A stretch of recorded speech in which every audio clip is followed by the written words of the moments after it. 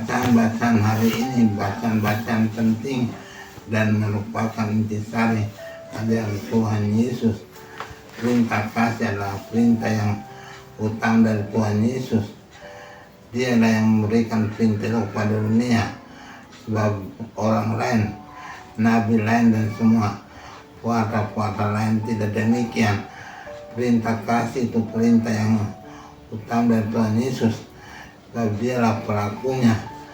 Dia datang dari surga, meninggalkan surga yang enak, turun ke dunia yang menderita, turun ke dunia yang susah untuk mengasihi kita, membuktikan kasihnya, kasih Allah pada kita, dan kasih itu sudah diberikannya melalui penderitaan salibnya, wafat dan bangkit, menjadi nyata bahwa dia betul-betul sayang pada kita.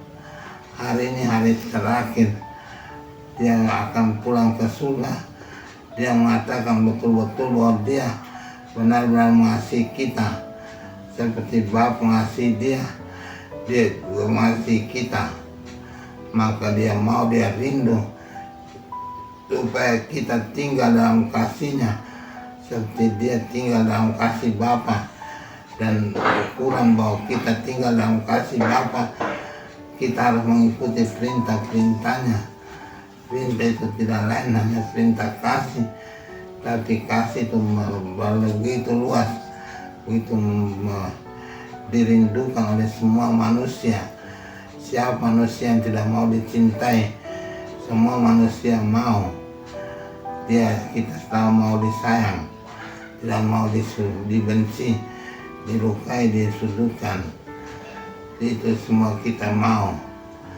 Perintah itu yang Tuhan mau kepada kita, karena dia mau buat itu semua dengan buktinya yang nyata, dengan penderitanya. Dia telah mati untuk kita, maka dia katakan itu sebagai tanda bahwa dia betul-betul mengasihi kita. Bukan kasih yang biasa-biasa, tapi kasih jati yang sempurna. Dia mati untuk menderita, betul-betul menderita, mikul salib dan bersengsara untuk membuktikan kasih itu kepada kita. Kalau kita lihat film The Passion of the Christ, kita betul-betul melihat itu betul-betul penderitaan, bukan main-main. Memang ada orang bilang dia Allah jadi dia tidak menderita, tapi tidak betul. Dia betul menderita, dia betul bersengsara, dia betul-betul mengikut segala kesusahan untuk membuktikan cintanya. Dia katakan tadi, tidak ada kasih yang lebih besar daripada kasih orang yang memberikan nyawa untuk sahabat-sahabat. Itu Tuhan Yesus lakukan, bukan kata saja, tapi benar-benar perbuatan yang nyata kepada manusia, kepada kita semua. Dan kasihnya itu tidak membeda-bedakan. Dia hanya mengasihi yang cantik-cantik saja, yang tinggi-tinggi saja kah, yang putih-putih saja kah. Tidak, dia mengasihi semua orang, kecil dan besar, tua dan muda. Dia mengasihi sama. Dia mengasihi kaya dan miskin. Dia mengasihi apa, siapapun yang mau datang menerima kasih itu dia akan berikan. Dan dia mau berikan dengan cuma-cuma, tidak ada harga. Dia berikan, dia tawarkan dengan cuma-cuma untuk kita. Maka kita bersyukur mempunyai Allah seperti Tuhan Yesus yang selalu mau berkorban untuk kita semua. Dalam bacaan kedua, Yohanes menuliskan, marilah kita saling mengasihi seperti Tuhan Yesus mengasihi kita.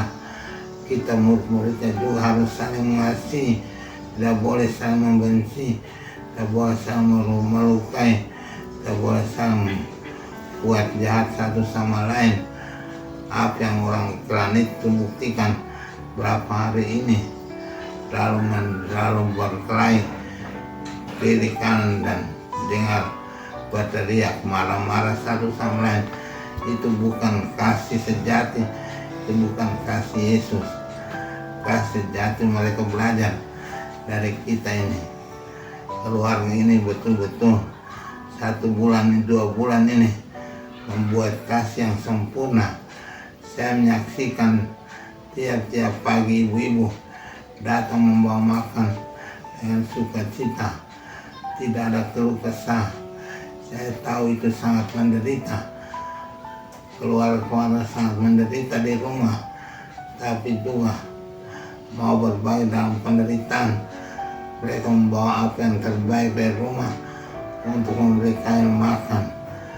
Dan saya selalu bilang sama Hendrik, keluarga yang kasih makan bukan untuk kita senang-senang, tapi mari kita buat baik-baik. Orang-orang bersusah-susah untuk berbuat baik kepada kita, kita harus membalas kebaikan itu. Ini betul-betul kasih yang sempurna menurut saya. Saya melihat semangat Paskah terjadi dalam 2 bulan ini.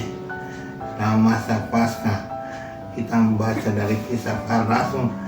Hal ini kita buktikan dalam keluarga kita.